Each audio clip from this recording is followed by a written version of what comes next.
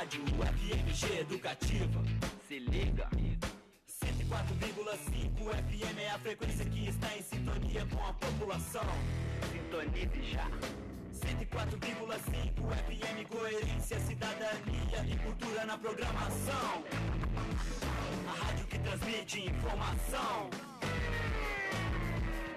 O FMG Educativa, a estação do conhecimento. O FMG Educativa, a estação do conhecimento.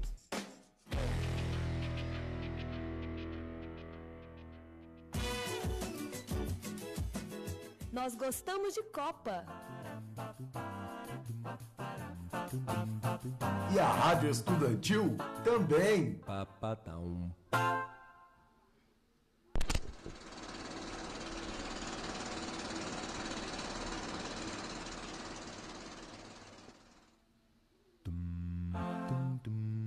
Olá, muito boa tarde, ouvinte da Rádio FMG Educativa, da Rádio Estudantil e da Rádio Terceiro Andar. Eu sou o Bernardo Estilac, estamos entrando no ar com o terceiro programa do Nós Gostamos de Copa, um projeto em parceria aí da Rádio Estudantil com a Rádio Terceiro Andar e a UFMG Educativa. Estamos aí hoje para o terceiro jogo da fase de grupos da Copa do Mundo. O Brasil vai enfrentar a Sérvia nesse jogo que é de fase de grupos, mas já tem toda a cara de mata-mata, né? Porque o Brasil tem que vencer aí para conseguir carimbar a classificação para as oitavas. A gente entra ao vivo agora a partir das 2h30 para a Rádio FMG Educativa 104,5 FM e também no Facebook da UFMG Educativa e da Rádio Estudantil. Nessa terceira participação da Estudantil aqui na UFMG Educativa, a gente conta com a participação da Gabriela Sorici, pela primeira vez com a gente aqui hoje. E aí, Gabriela, qual que é a expectativa dessa partida?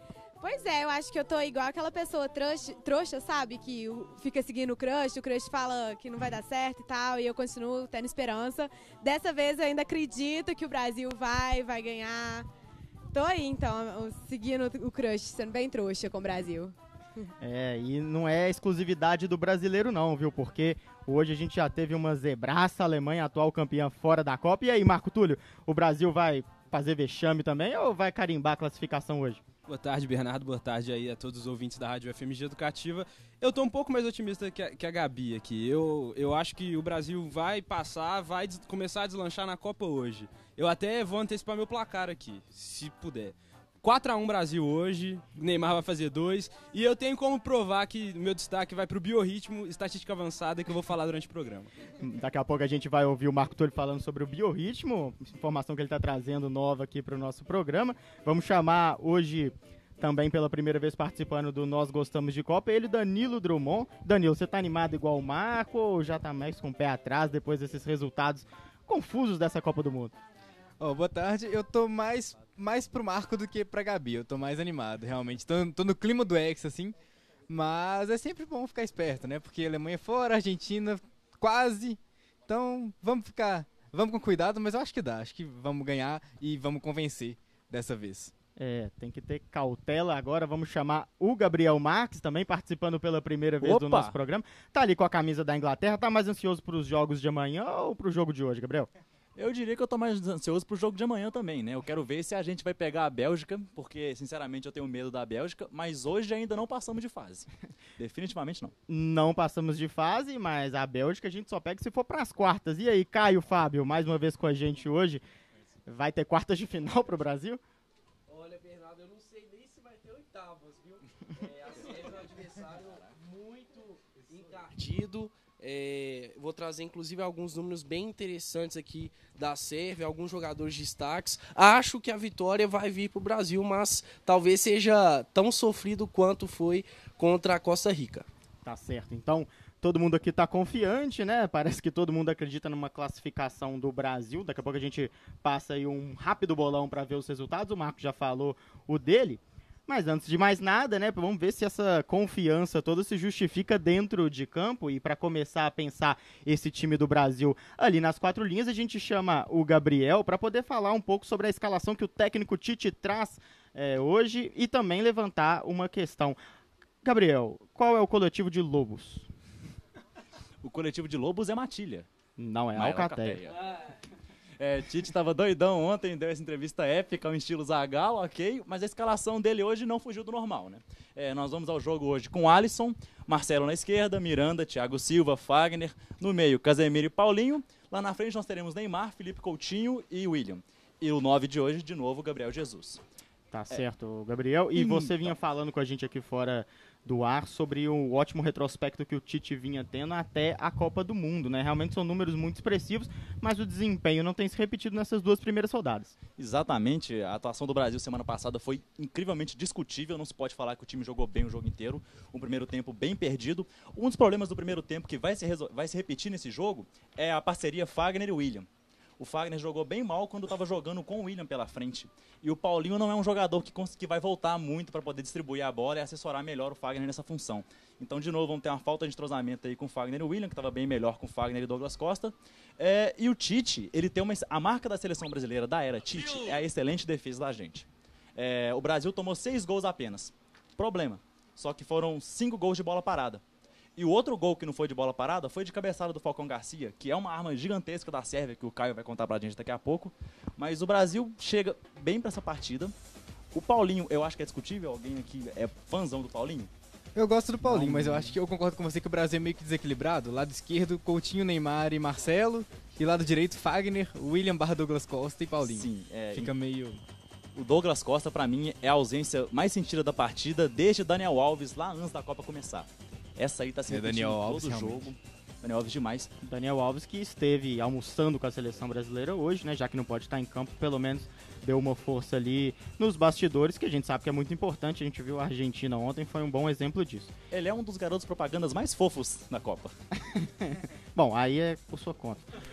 Bom, antes da gente passar as informações da Sérvia, né, que é o 12º time com maior número de pontos conquistados na história das Copas. Isso porque ela herda a pontuação da antiga Iugoslávia, né? A Sérvia não é tão gigante assim, pelo menos no retrospecto, mas é na altura. Depois a gente vai chamar o Caio Fábio para poder falar um pouco sobre isso. Mas antes a gente vai chamar ele aqui, o homem por trás da Rádio Estudantil, João Pedro Viegas, que chegou na correria, mas chegou, isso que importa, né, João?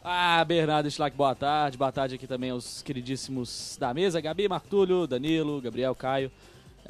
Exatamente, velho, o trânsito em Belo Horizonte está uma loucura que você não imagina. Então cheguei aqui na correria, dei aquela fugidinha lá do famoso trabalho para poder acompanhar aqui com vocês. Vocês já começaram aí, já estão à vontade, vou deixar seguir. E aí a gente vê, né, torcida pro Brasil da massa vencer hoje. Tá joia, João. Então, como eu havia dito, vamos falar um pouco agora sobre essa seleção da Sérvia, que tem grandes nomes, jogadores de ligas expressivas da Europa, e que se não é gigante no retrospecto enquanto um país, né, a Sérvia sozinha, é gigante em estatura, né, Caio Fábio? É o time mais alto da Copa do Mundo. Exatamente, Bernardo Schlack. A maior média de altura dos 10 jogadores de linha da Copa do Mundo é da Sérvia, 1,88 m. E para a gente ter uma noção da diferença em relação à seleção brasileira, a seleção brasileira tem a segunda menor média de altura, de 1,77 m. Como você bem vinha adiantado, tem alguns destaques a serem pontuados na Sérvia em termos de jogadores. Hoje um deles, até surpreendentemente, vai começar no banco, que é o Ivanovic. Ivanovic já foi campeão de UEFA Champions League pelo Chelsea, mas outros estarão em campo e podem causar sérios problemas para a seleção brasileira. Teremos o Kolarov, inclusive, ontem deu uma entrevista coletiva e disse que se a pressão é grande sobre o Brasil, imagina sobre a Sérvia. Ele é lateral da Roma, jogou a semifinal da UEFA Champions League. Temos também o Matic, volante do Manchester United. E para mim o principal destaque, que é o Milinkovic Savic, de 23 anos. Se destacou muito na temporada pela Lazio, fez 12 gols no Calcio. Inclusive vem despertando interesses da Juventus, do Manchester United e do Real Madrid. E nessa seleção da Sérvia ele atua um pouco mais adiantado, atua como um meia e pode causar sim problemas à equipe de Tite. Só passando rapidinho a provável escalação da Sérvia, aliás, a definitiva escalação da Sérvia, com algumas mudanças surpreendentes. Vamos ver se o meu sérvio está em dia. Começando pelo goleiro Stojkovic. Na lateral direita é a primeira mudança, o Rukavina no lugar do Ivanovic. Na zaga, Milenkovic, Velkovic no lugar do Tosic, que foi titular no último jogo diante da Suíça. Na lateral esquerda, Kolarov. No meio, Matic. outra mudança, Iladic no lugar de Milivojevic, Tadic, Milikovic-Savic, Kostic e Mitrovic. A equipe de Mladen Kristajic vai em um 4-2-3-1. Em relação à proposta de jogo da Sérvia, a Sérvia é uma seleção que sai muito pelos lados do campo, principalmente pelo lado esquerdo. E hoje sim, a gente vai ter realmente o Fagner sendo testado, não foi tão exigido contra a Costa Rica, e a Sérvia costuma chegar bastante pelo lado esquerdo, com o Kolarov e o Milikovic-Savic também encostando por ali. Então é bem complicado decifrar o que pode acontecer nessa partida. Eu creio que a Sérvia vai começar um pouquinho mais acuada, esperando o Brasil, e aí, dependendo do resultado, no segundo tempo deve se soltar um pouco mais. Lembrando que a Sérvia precisa vencer para classificar-se às oitavas de finais da Copa do Mundo, onde nunca chegou. A melhor campanha foi em 2010, quando parou na fase de grupos. Tá, joia. Obrigado pelos destaques, Caio. E antes da gente continuar falando um pouco sobre esse jogo, a gente tem uns retrospectos históricos entre Brasil e Sérvia, né? Na verdade, entre Brasil e Iugoslávia, que são as duas equipes que de fato jogaram em Copas do Mundo. Mas antes de falar sobre isso, a gente vai trazer aqui uma estatística que o nosso grande Marco Túlio Baima apresentou pra gente aqui durante a semana, e é muito interessante. Então a gente vai colocar um áudio aí do grande Rafael Baima, primo do Marco Túlio, explicando um pouco sobre o que é o biorrendimento. Não sei se você já ouviu falar. Biorritmo, perdão.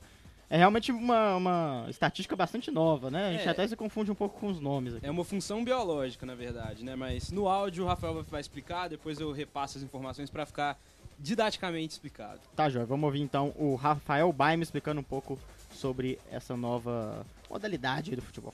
Fala pessoal aí da Rádio Educativa da UFMG, forte abraço, um bom dia. Estou aqui muito honrado pelo pedido do Marco Túlio de fazer uma leve palavrinha aqui acerca da implementação da análise de biorritmo aqui na Copa. Começou aqui antes do jogo do Brasil contra Costa Rica, eu vi uma reportagem, um professor falando que o Brasil ia perder da Costa Rica por conta da análise de biorritmo dos jogadores da equipe titular. E essa questão dos ciclos de vibrações, todos temos vibrações em nossos átomos, e aí o biorritmo mais ou menos faz essa análise das curvas ascendentes e descendentes, físico, emocional, intelectual, intuitivo e algumas outras. Para o esporte, pelo que a gente leu aí, o físico e o emocional são os fatores fundamentais. O intelectual não interessa muito. O intuitivo eu tenho até levado em conta para a questão mais de atacante, mas como é que funciona? Os ciclos são de 23 dias o físico, 28 dias o emocional e 33 o intuitivo.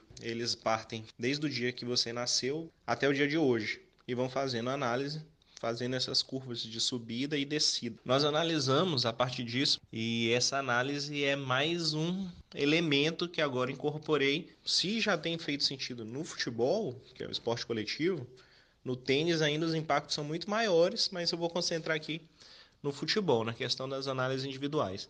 Naquele texto do tempo que eu falei, o professor fez uma análise detalhada de todos os jogadores individualmente e destacou Casemiro, Felipe Coutinho, e disse que o William seria muito mal, Gabriel Jesus é muito mal. Isso me chamou muita atenção, porque de fato foi Casemiro e Felipe Coutinho. Vocês devem recordar, teve o jogo Islândia e Nigéria, e o Musa fez 2 gols. O Musa estava na ascendente física a 98%, praticamente no ápice, e fez aqueles gols. O Sigurdsson, por sua vez, foi bater o pênalti para a Islândia, só que o emocional do Sigurdsson estava menos 90 e pouco, não deu outra. Exemplo de erro de pênalti também, Cristiano Ronaldo estava com o emocional terrível, dia crítico, como eles chamam. Vamos fazer aqui uma brincadeira do de hoje. O Brasil está muito bem na questão física, que é o nosso maior temor contra a Sérvia. Cravaria hoje, Neymar brilhando, está com o físico hoje a 60% e emocional no topo. Gabriel Jesus está com o físico altíssimo e um pouco de preocupação com o Alisson,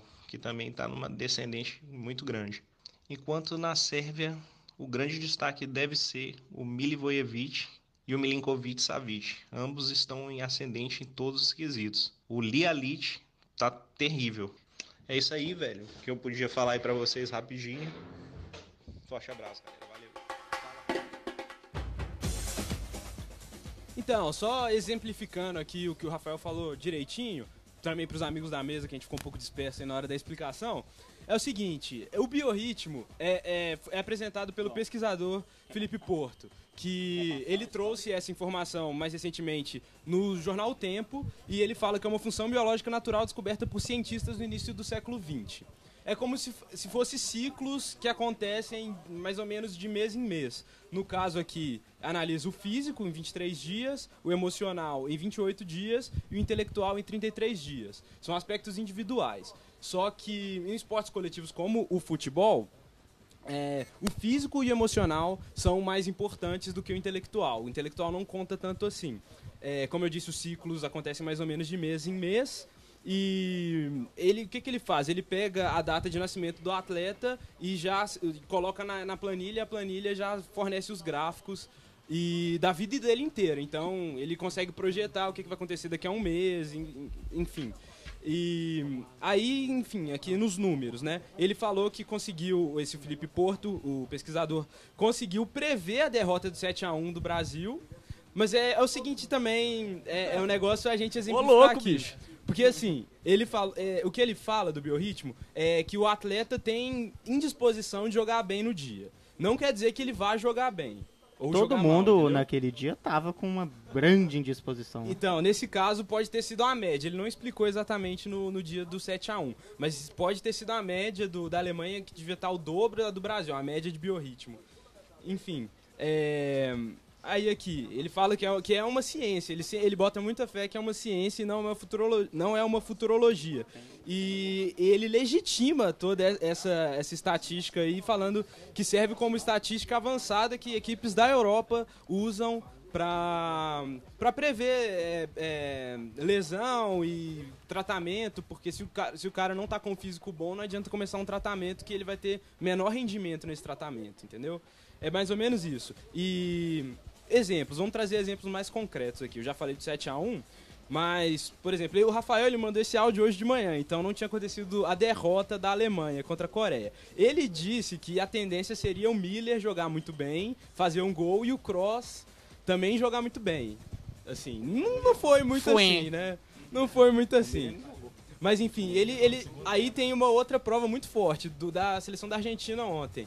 Ele falou que, segundo as estatísticas do biorritmo, era a tendência do Banega jogar muito bem e o Messi fazer o melhor jogo da Copa dele. E foi o que aconteceu com o Messi. O Banega jogou muito bem também. Da Copa é muita Copa ainda, né, bicho? Pois é. A Copa ainda tem muito, mas assim, dos 2 primeiros jogos, do terceiro, né, que foi no início da Copa. E ele fez essa projeção. Agora a gente vai falar. Ele falou que o Neymar e o Paulinho têm a tendência de fazer o melhor jogo desses 3 primeiros da fase inicial. Neymar e Paulinho. A gente pode anotar aí. Daqui a pouquinho tem um bolão. Daqui a pouquinho tem um bolão. Eu já adiantei o meu, que eu falei 4-1 pro Brasil. 2 gols do Neymar, mas depois a gente fala direitinho. E o Neymar e o Paulinho estão com esses ciclos em alta. O Gabriel Jesus e o Alisson estão esse ciclo embaixo, então é muito perigoso o Alisson e o goleirão tomar uns gols fáceis aí. Eu até trouxe a imagem certinha, mas deu uns probleminhas aqui que a gente não vai conseguir colocar na live, mas depois a gente apresenta. Ô, Marco Túlio Bernardo, pessoal da mesa aqui, aproveitando, a gente viu essa saída da Alemanha precoce. Eu já queria perguntar aqui, não sei se vocês falaram antes de eu chegar, mas já vocês consideram assim uma vitória do Brasil? Não vou falar vitória do Brasil não, mas uma empolgação. Nosso queridíssimo Brunão chegou aqui agora também. Uma certa empolgação para entrar em campo. As seleções já estão ali alinhadas, porque assim, eu tinha um medo muito real de que se o Brasil passasse, se fosse enfrentar a Alemanha, só de ser a Alemanha, apesar de estar essa, vamos dizer, baba nessa Copa, né, porque perdeu para a Coreia e tal, já tinha aquele medo dos caras tremerem. Pô, os caras vieram aqui, colocaram 7 na gente. Tal. O lado emocional do que o Marco estava falando, com certeza ia ficar bem baixo, principalmente com quem estava naquele jogo, né? Mas o pessoal estava muito animado aqui, viu, João? Inclusive o Gabriel já estava pensando na Bélgica, que é das quartas. Com certeza.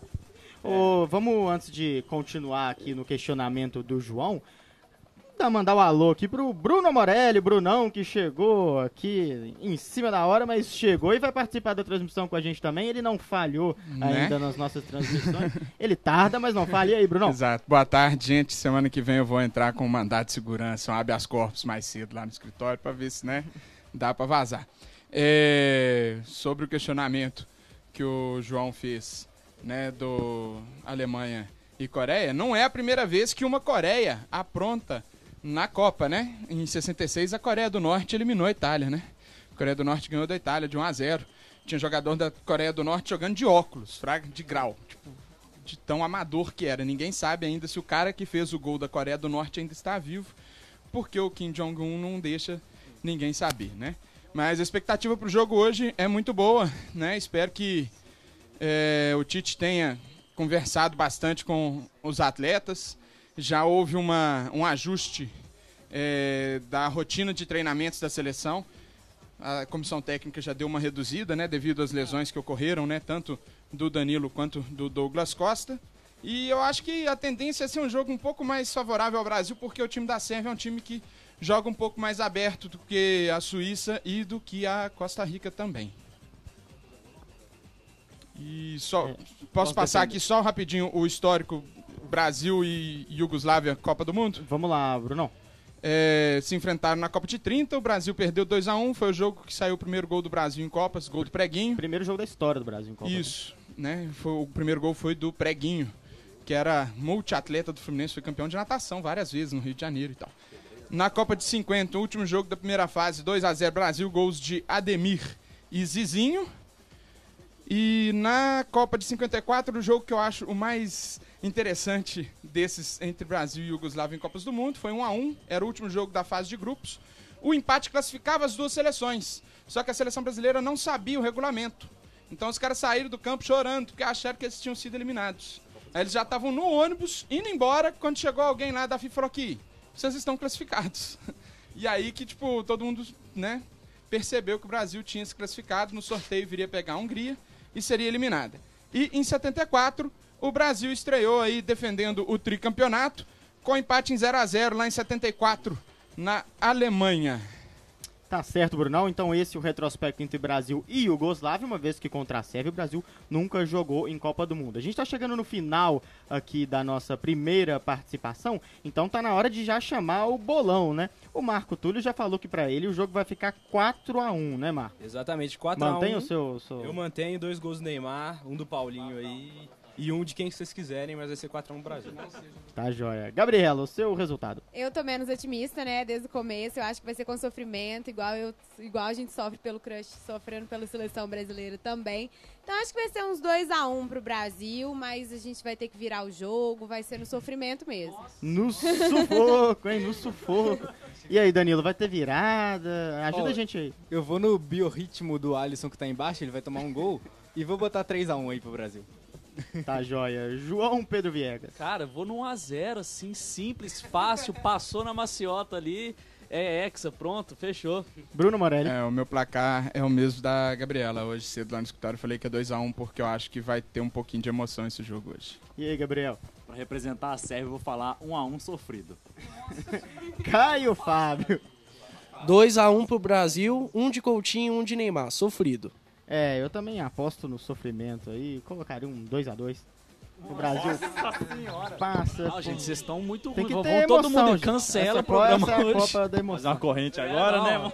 Nós vamos separar aqui o ouvinte da UFMG Educativa. Nós vamos separar a ala aqui, Pro-Hexa e Geração 7-1. Vamos animar, gente. Vamos lembrar que em 86 o Zico fez um belíssimo gol contra a Iugoslávia no amistoso, numa narração marcante do Luciano do Vale, né? Que ele gritou: olha, o Zico invadiu, ganhou, olha o gol, gol. Não há palavras para descrever o gol de Zico. 4-2 pro Brasil. Meio bicicleta, meio voleio, meio puxeta, não foi? Não, foi um que ele entrou driblando. Ele driblou dois, driblou o zagueiro e empurrou, e ele grita lá, né? Gol! Não há palavras para descrever o gol de Zico. O Brunão, que é o nosso narrador aqui da Estudantil, teria muita dificuldade talvez em narrar esse time da Sérvia, que parece que acabou de sair de uma historinha do Asterix e Obelix, que todo mundo tem o nome que termina em né? Eu lembro de muitos jogadores da seleção da Iugoslávia de 98, que foi a última Copa, né? Que eles jogaram, que tinha Mijatovic, Mihailovic, Milosevic, Savicevic, era tudo it, né? E ainda faltou o Petkovic, que não foi convocado, né?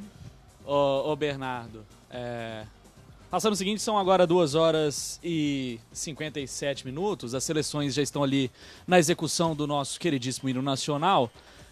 Passando, então, para aqui, pro ouvinte da UFMG Educativa, para avisar que você fica agora com a narração da EBC, dessa partida Brasil e Sérvia. Para você que está acompanhando no Facebook da Estudantil, no Facebook da UFMG Educativa, você vai conferir as 32 pílulas produzidas para esse jogo. E aí, no intervalo da partida, a gente volta com mais Nós Gostamos de Copa, essa terceira edição de 2018. Aí você fica por aí, daqui a pouquinho a gente está de volta. Brasil!